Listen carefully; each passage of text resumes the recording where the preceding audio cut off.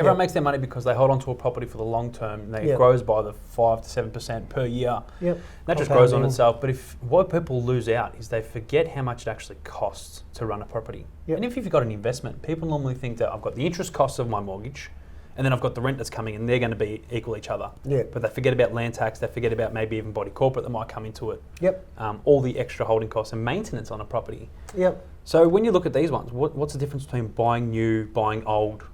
What do you prefer? We prefer to buy established real estate. We find new real estate's like buying a new car. You might go out there and you could spend $700,000 on a new apartment in Richmond. Richmond is a great area, so people think, I'm buying in the right area, so I'll just get an apartment and that's going to serve me well in the long term. And there's three things. There's right property, right area, and there's right price. So that one you might find you're in the right area, but you haven't quite got the right property and you're not paying the right price because you're paying market price plus the developer's profit, which is the new car premium.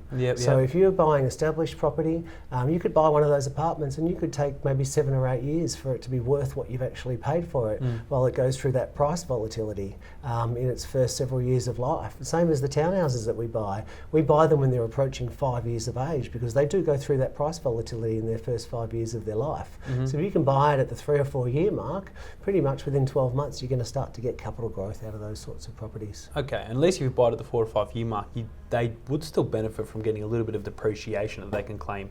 So if they are on higher incomes and they can, typically they might be if they're able to buy something. That building cost is always going to be there. Yeah, that's right. So fixtures and fittings inside, you're not going to be able to depreciate as the second owner, or if the first person's lived there, has been an owner occupier, the next person's investor. I'm not sure if it's still available to them. But yeah, that opportunity is there for the building depreciation always. The building depreciation is always there.